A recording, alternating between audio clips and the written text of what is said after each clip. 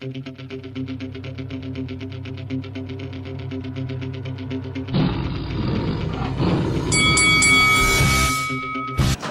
this is Eddie Hearn, and you're watching Lights Out. This is FAISAL Khan for Lights Out, and with me via Zoom, delighted and privileged to be joined by one of the main voices on Sky Sports Boxing, Sky Sports Boxing commentator and analyst, Mr. Andy Clarke. Andy, first of all, good evening to you. How are you doing? Yeah, not too bad, not too bad. Jogging along like everybody, could be busier. Things could be a lot worse. So no complaints, really, no complaints. Well, for how things are currently right now, that's a massive smile you've got on your face. So you look as if you're one of those that's just getting on with it and just trying to make the best out of a bad situation. I think so. I mean, last year was a bit frustrating at times.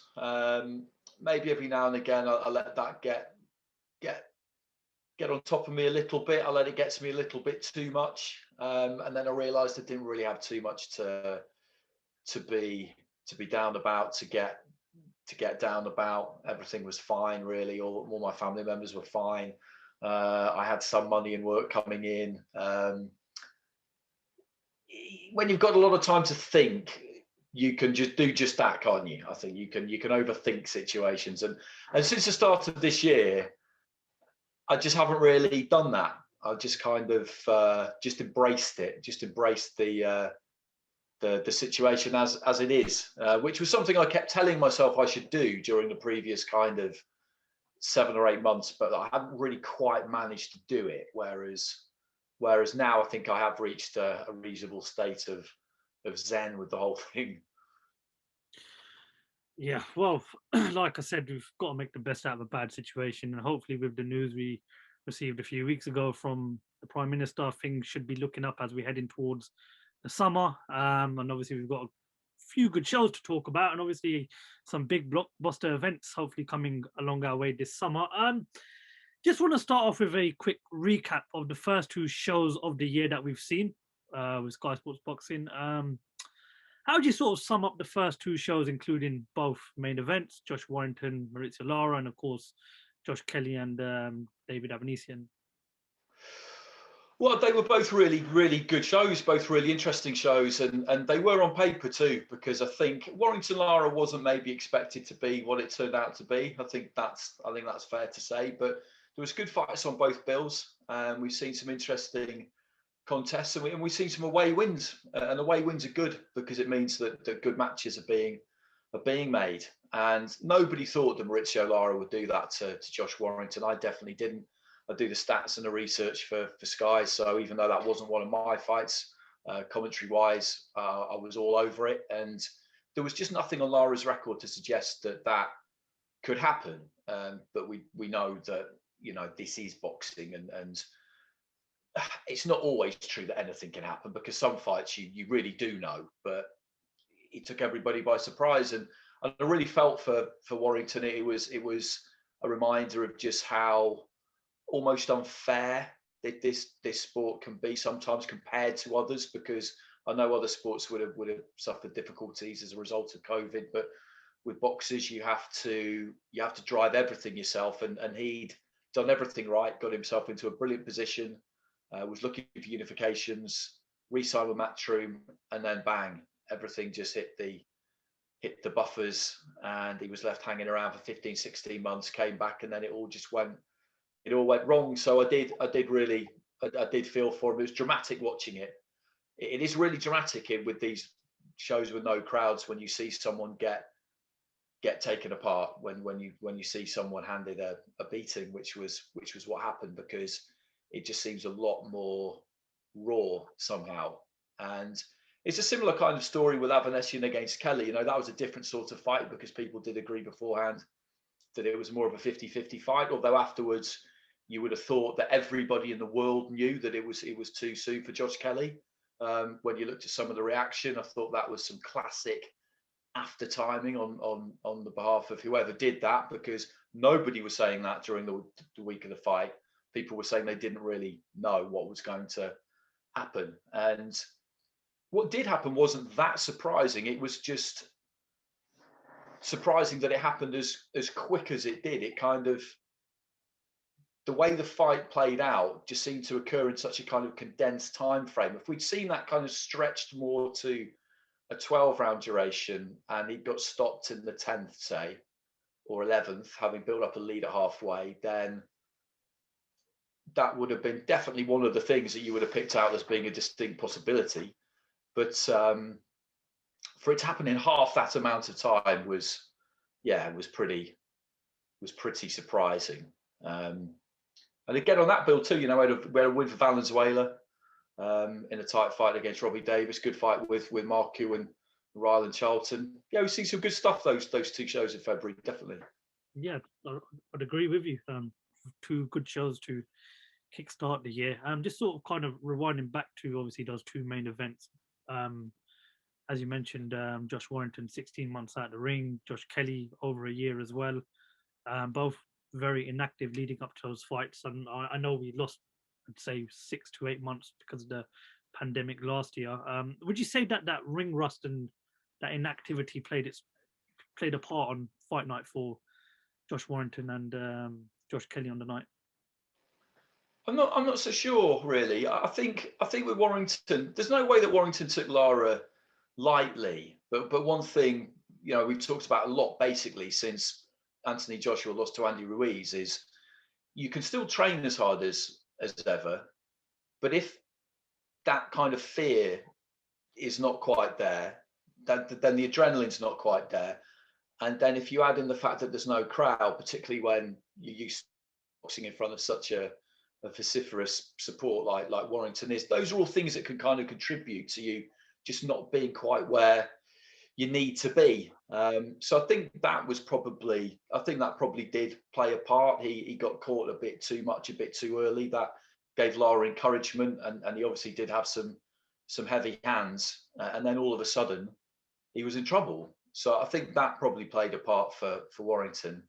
With Kelly, again, no, I don't think so, really. I don't think so. They talked about how well preparations had gone, and there was huge confidence in him from the team around him. They brought a big team. There was Adam Booth, obviously, but Zypher was there, Zypher Iqbal, Charlie Beat, Richard Towers, Michael Conlon, and they come to see him win. They totally thought that he would win. Adam Booth was very confident that this was his time, and it didn't work out. But I wouldn't say that either one was particularly down to ring rust as such. I think Kelly just got beaten by the better man, and I think Warrington, as I said, I think there were factors with Warrington, but he didn't try and use anything as an excuse. That's how he is. Moving on now, obviously we heard in an interview with Eddie Hearn and IFL TV that things are progressing very well and they're ready to sign in terms of the Tyson Fury Anthony Joshua fight. And I just wanted to touch on a simple matter of that fight that I don't feel has been discussed enough in terms of the actual broadcast, because potentially looking at it, you've got 4 organizations that could broadcast that fight. There's Sky Sports, there's BT Sports, there's DAZN, and of course there's Top Rank. And all 4 organizations have got some big names that will want to obviously commentate on that fight. I mean, first of all, the fight itself, it's brilliant that it's on the verge of being made, and fingers crossed we do get to see it, because it is the fight that everybody wants to see. We want to crown an undisputed king in the heavyweight division for the first time since Lennox Lewis. But what can you tell us in terms of the broadcast? Do you think it makes sense for all broadcasts to come together, or would you like to see Sky Sports be the main panel on the night of the fight? I mean, that's a good question. I don't really, until things get announced, then nothing's really real. I mean, I know we think that this is going to happen, and there's been enough positive noises for people to, I think, assume pretty safely at this stage that this is going to happen. But as for the other stuff, none of that really gets sorted out until that first thing has happened, which is the fight gets over the line. I mean, it's one of those situations, I think, where, I mean, I don't really have any experience of this, to be honest, because I'm not really I'm just not part of that decision-making process and never have been. But I don't really see why you couldn't just all do it. because just back yourself that you're going to get the best. You're going to get the best figures.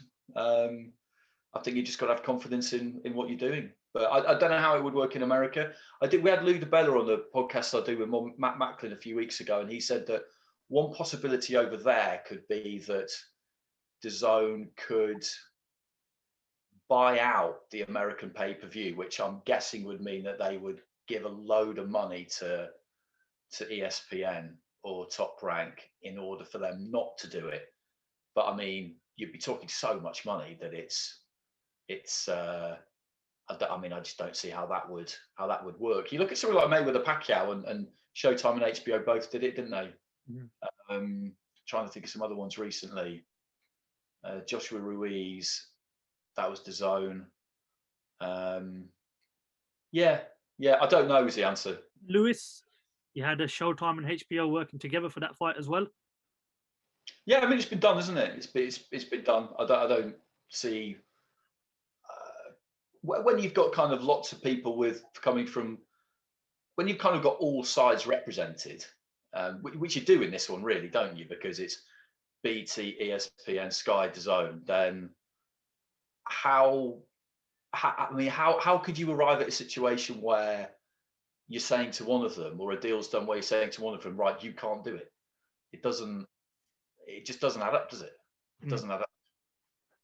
There's a lot of politics, obviously, that comes with the fight itself, i.e. the who commentates on the night, what platform it gets broadcasted on. I would personally love to see it on every broadcast possible, but then you look at it from a business sense, that's a lot of competition, so again, it's one of those things. And of course, when the fight is announced, I'm pretty sure we'll get a clear sort of indication of who will be broadcasting and who will commentate the night of the fight. Another thing, we sitting down with a few fellow team members that work closely with me in Lights Out, we were discussing a potential undercard. We only feel right that it's a sort of like, it's not just Fury versus Anthony Joshua, because we're hearing that prices could range up to £40 or £35. We obviously feel that a undercard where it's potentially Matchroom versus Top Rank / Queensberry Promotions would really sort of bring the viewers in. I mean, I know we're talking about the mega fight, but to have a mega fight, you've got to have a good undercard to go with it as well. And we've come up with a few fights, a couple of those being Zelfa Barrett versus Archie Sharp. Another fight that we come up with would be perhaps Daniel Dubois maybe fighting someone like Fabio Wardley or Hughie Fury. One of Top Rank's fighters, Edgar Berlanga versus Nikita Ababi. I know Eddie Hearn thinks very highly of Nikita Ababi, and he's also had a few things to say about Edgar Berlanga as well. And of course, we had another fight where you'd have Shakur Stevenson take on, I've forgotten what his name was now. Shakur Stevenson is a featherweight for Matchroom, but we would really like to see these type of fights being made now. In terms of what I've just said to you, what do you think the possibility of that card being a Matchroom versus Top Rank / Queensberry Promotion sort of night? I think that would be great. I think that would be great. I mean, Zelfa against Archie Sharp, for example, the board did make that. And I think Archie Sharp had an injury or something like that, and so it didn't go to first bids. But that one, I'm pretty sure that one was suggested by the Board of Control. There are loads of really good matches you can make, and we know the difficulties between Matchroom and Queensberry, and they did plan to have that kind of lunch, which never happened because Frank got COVID. And then Eddie said a few things after Dubois against Joyce, and Frank said a few things back, and none of this really sticks. I don't think anybody really takes it to heart or cares particularly. It's just words, but at the same time, they don't ever really seem to have become that close to really doing that, because they're both very busy. I mean, there have been some good. There are some good cross-promotional matches coming. Cheeseman against JJ Metcalf, the British super welter. Again, the board put that one together, but just because the board have put it together, it doesn't mean that you have to do it. Felix Cash against Denzel Bentley. That's another one which Queensberry first bids for that one, so we do expect to see that one. Williams So and Sade. yeah, these things do happen, and they would, and there are some really, there are some really good fights to be made, definitely, and anyone from one of those stables is going to want on that card. It's as simple as that, isn't it? It's one of those nights where you'll absolutely want to box. Yeah, I mean the greater the amount of good matchups you get on any card is always the ideal, and you never quite really know what you're going to get until you see it. The top of the bill is so huge that when that happens, sometimes the eye can be taken off the ball a bit when it comes to the undercard, because people kind of know really that it's really only the likes of us who are looking closely at the undercard. Everybody else is just homing in on that one fight. But having said that, that's been the case pretty much every time Joshua's boxed for like the last 7 or 8 fights, and we've had some good fights on the undercard. So, fingers crossed. It is the boxing event of the year. I mean, we might get, it's going to be a 2-fight deal from what we understand. So we'll probably see it again before the end of the year. But just seeing it once would be. Yeah, exactly. Let's not get ahead of ourselves. My apologies, Andy. The last fight the opponent I forgot was Shakur Stevenson versus Joe Cordina. Reason being is because Shakur Stevenson is a big talent and he's very rated by Bob Arum. I know Joe Cordina is massively rated by Eddie Hearn. So I was just, we put together that sort of idea, and we were thinking, as you mentioned, the eye does get taken off the ball. And of course, you want a brilliant undercard and you want a competitive undercard to go with that show. You've probably been asked this many, many times in the past, but because of how things have been progressing and because what we've been reading online, Sky Sports, Twitter, such as, how confident are you that this actual fight does happen now? Oh, well, I'm pretty confident. I don't generally tend to pay too much attention to things until they're actually happening, because I think that's just the best way to kind of preserve your own sanity, really, when it comes to boxing. But the noises have been positive right from the start when they started talking about it last year. And I do think one thing that often speaks volumes is the fact that we haven't really heard that much about it. And that, for me, is a good thing, because I think when promoters start negotiating in public on Twitter, it's not real. It's because nothing is really going on, or it's because one team doesn't really want it, but they want to make it look like they do. So they want to do everything out in the open and in public, and it tries to convince boxing fans, look, they're the problem, not us. And when you've got all that kind of noise going on, it always makes me think that it's probably not going to happen. And then when things go a bit quiet, that makes me think that probably it is, that progress is being made, and there's no need for any kind of flexing on social media. Because what's interesting about social media basically is that it's great in a way, because it means that fans do, like we all do, we are all privy to more information now than we used to be. I mean, 25 years ago, a big fight would get made, all of a sudden it would be announced, there'd be a press conference, it'd be in the papers, and everybody would think, great. And nobody really knew how these things happened. They just kind of either appeared or they didn't. Whereas now you feel like you're more on the inside of it. But the problem with that is that really there's only a handful of people who actually know what is happening, and what they put on social media is just what they're happy for you to know, or what they're trying to make you believe or think about who's doing what. And usually the agenda is trying to make you think that the other side are a problem. So the fact that it's gone quiet, I think is good. I think that progress is being made. And as for when there might be an announcement, who knows? I mean, I'm not sure. We're probably at the point now, I think, really, where although everybody would love to be able to keep everything completely under wraps and have, like I said, like back in the day, like a solid announcement. I mean, that sort of doesn't really happen anymore, does it? It'll generally sort of leak out from somewhere. There's that we'll all know before it's official, if you like. But no, I'm confident it will happen. Well, as you said, sometimes no news is good news. So And we obviously, I mean, if we have to use this as an example, the whole Anthony Joshua and Deontay Wilder thing, there was a lot of back and forth on Twitter between promoters and stables and rivals.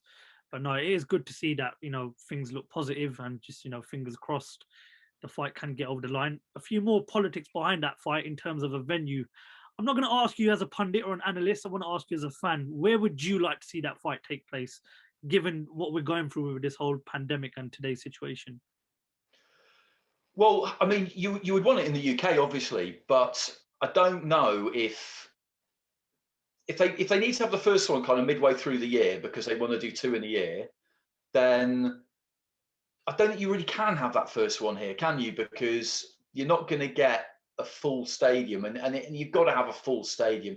I don't think it would work to have that fight at Wembley or Old Trafford or whatever ground it was, and for it not to be full, for it to be operating at only half capacity or 75% capacity because of COVID.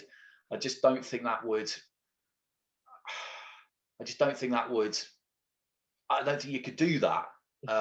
And it maybe wouldn't even really work for the organisers, for the promoters either, because obviously that'd be a load of ticket sales that they would lose. So, and with what we think is going to happen in terms of the pandemic, you're not going to get a full crowd, are you, for something in June? I mean, you're not, are you? As far as I understand it from the guidelines.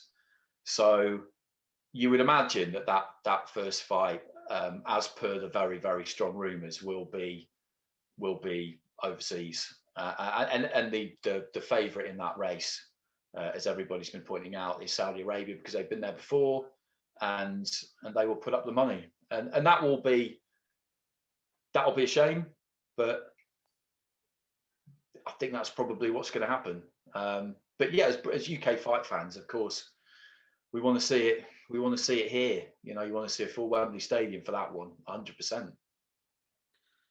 Well, hopefully they will get past the first fight and we'll get a second fight towards the end of the year, maybe in Wembley or, maybe Cardiff. We all know Anthony Joshua. He's massive in the UK. Tyson Fury's got a big, following as well in the UK.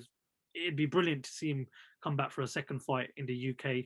But again, fingers crossed we get to see the first fight. Was announced a few weekends ago that Billy Joe Saunders on May the 8th will dare to be great against the pound for pound king, Canelo Alvarez. Is Billy Joe Saunders the man, in your eyes, to be the one that sort of ends this dominance of Canelo Alvarez? No, I can't see that. I can't see that. Saunders is interesting because he does have an enormous amount of skill, and he's been displaying that ever since he was a junior. Went to the Olympics at the age of 18 and probably should have done a bit better than he did. He got knocked out by the Cuban, who he'd beaten about 6 or 7 weeks beforehand. And I know he thinks about that as being a missed opportunity. He's got an enormous amount of talent, and he is a two-weight world champion, so it's kind of difficult to say that he's underachieved. But to an extent, I think maybe he has.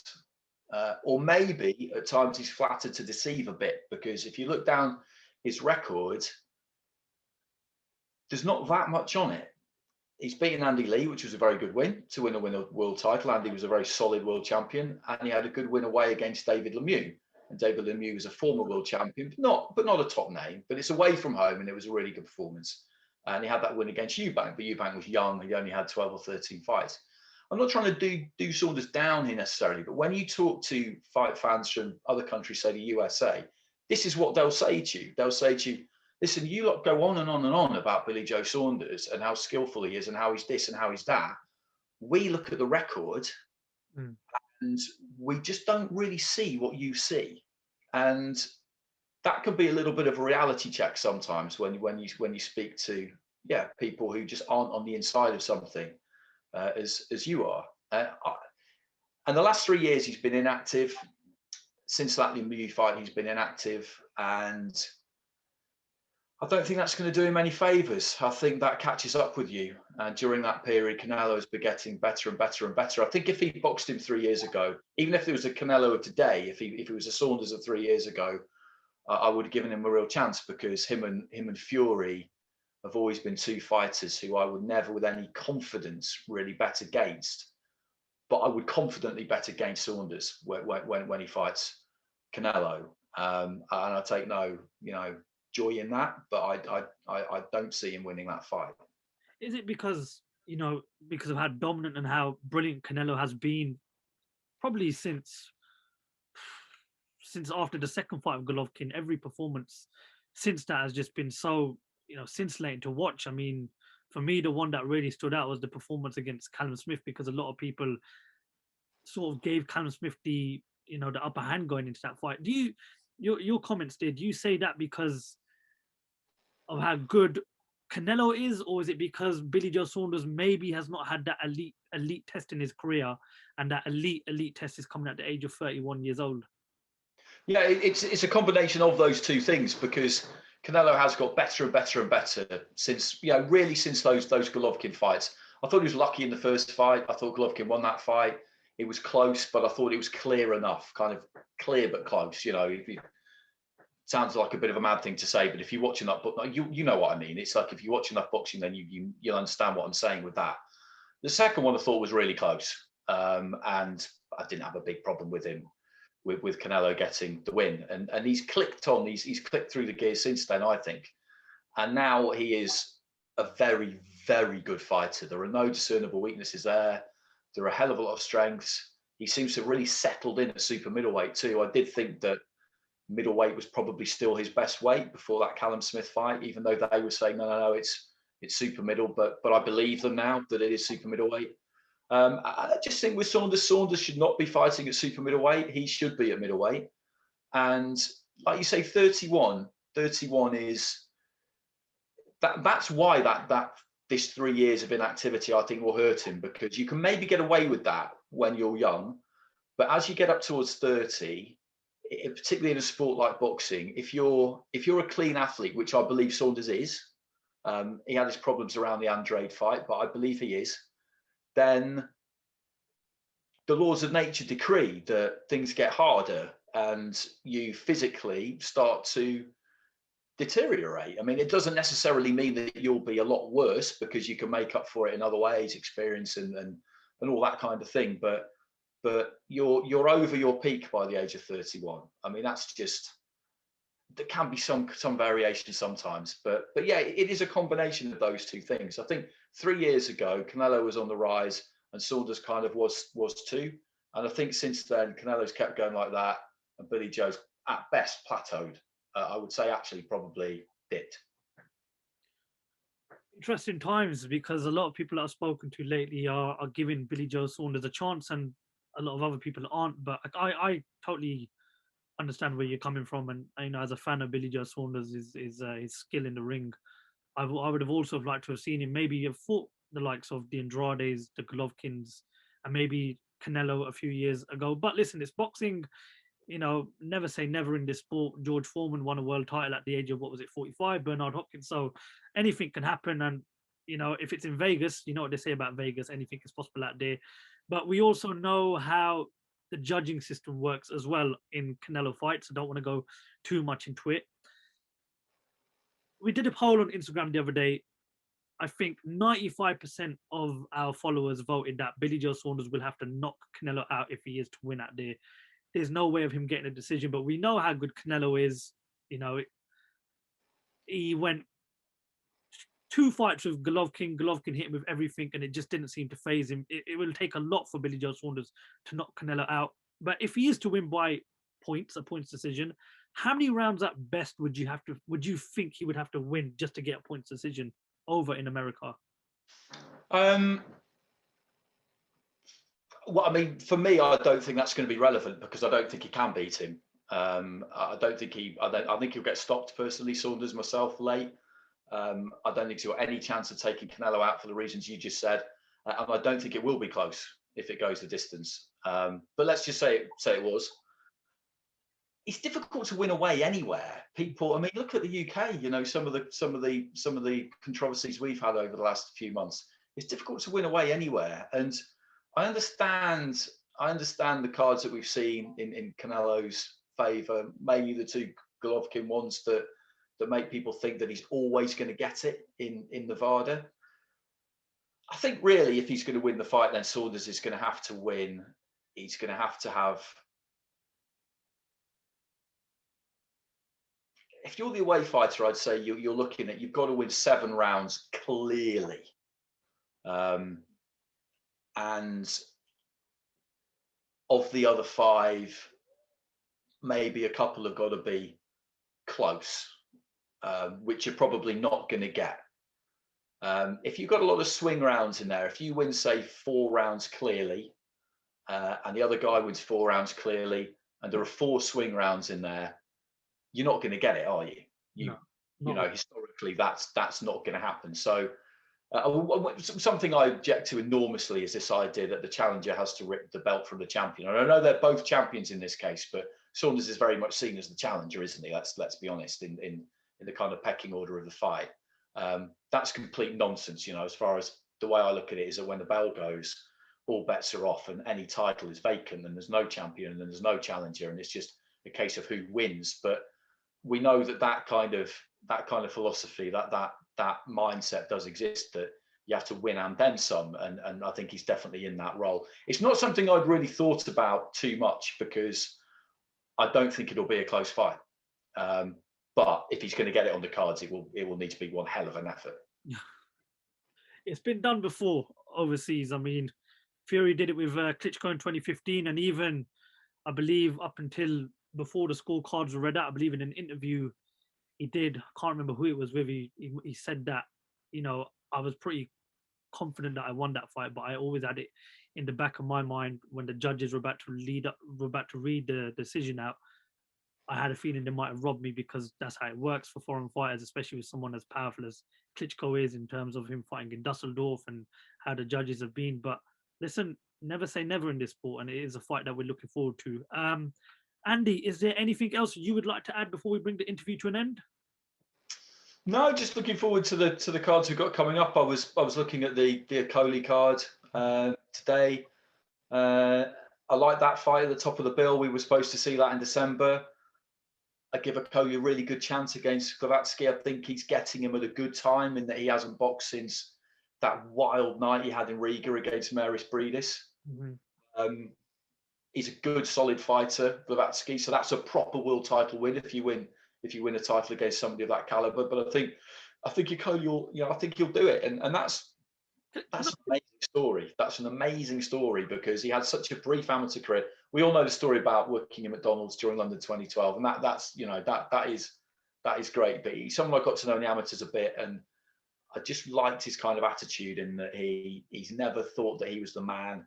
He's never got carried away with things. He's been criticised quite heavily because a couple of his fights haven't been great to watch, to say the least. But he's been winning titles relentlessly, really.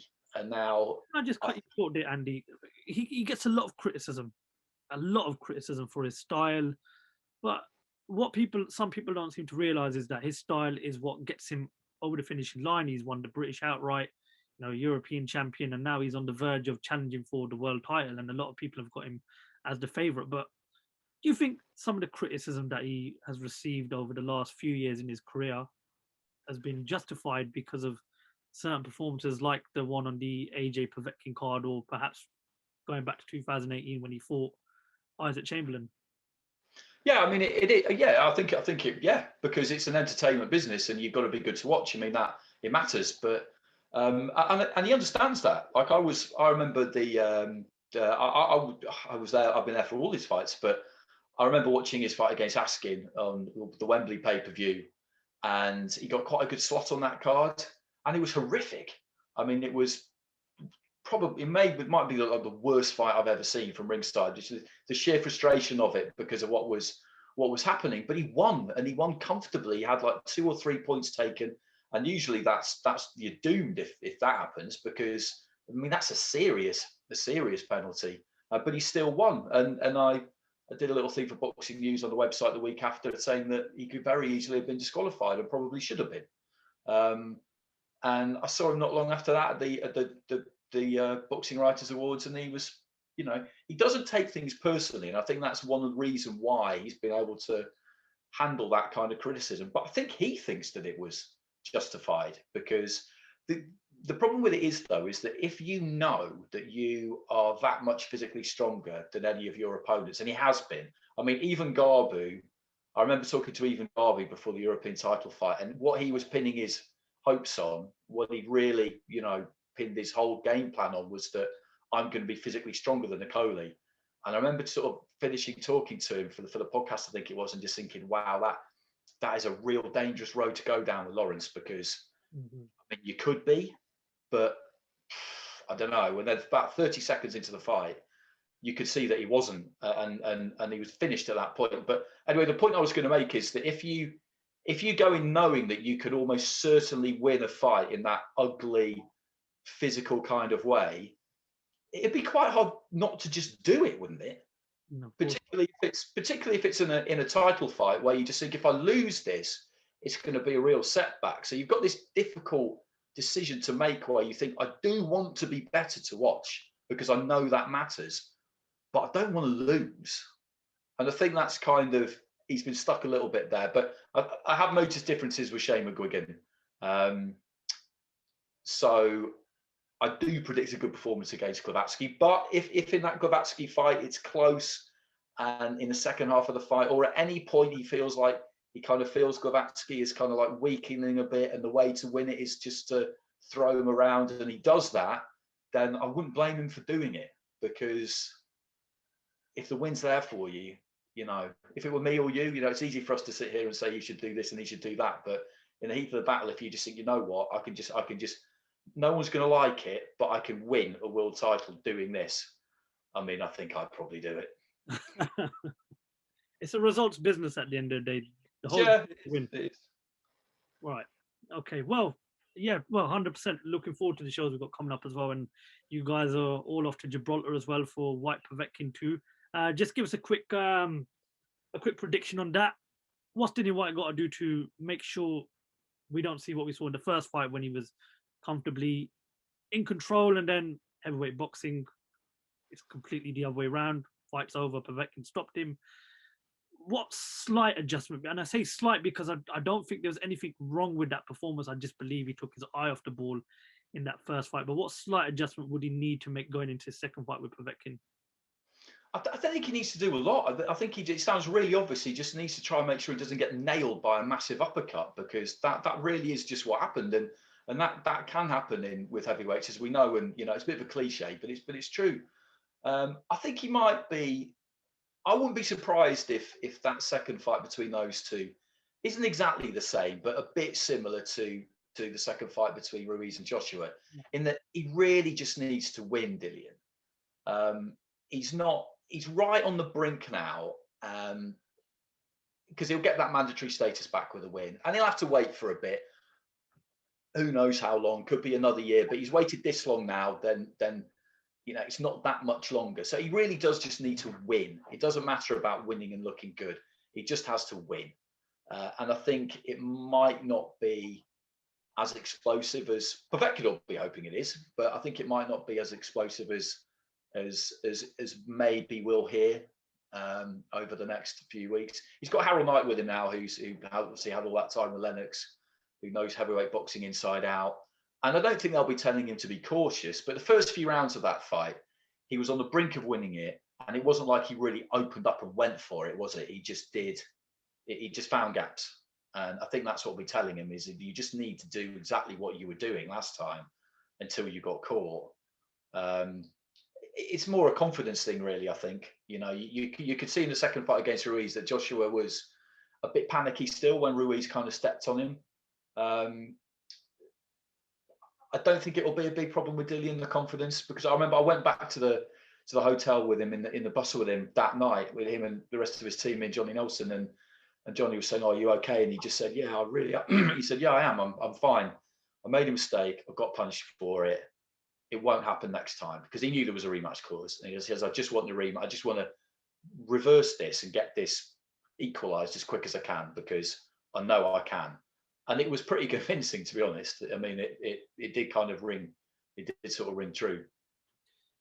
Well, fingers crossed for a better result this time for Dillian Whyte. We all want to see him back in world title contention. He's a big name in that division, and outside of the ring, he's been through a lot as well with all the politics with the WBC. He's a guy that I believe should have challenged for the world title a very long time ago. But listen, get through this next fight with Povetkin, and as you just said, that world title shot sooner or later will come. He might have to wait a while, but if anyone deserves his chance at a world title fight, it's definitely Dillian Whyte. Miss Andy Clarke, I think we've taken enough of your time as it is, so we'll let you crack on. Many thanks for jumping on and speaking to us, and we'll look forward to seeing you back in front of the cameras in a couple of weekends, and looking forward to some more exciting boxing action, and can't wait to get the rest of these shows back underway. And fingers crossed, we'll get some good positive results coming through these next few weekends on some exciting shows that we've got to look forward to. Yeah, absolutely. Thanks for having me. No, pleasure's all ours. Andy Clarke, thank you very much for your time. Stay safe throughout these unprecedented times, and we look forward to speaking to you soon. Thank you very much for talking to Lights Out, Andy. No problem, mate. No problem.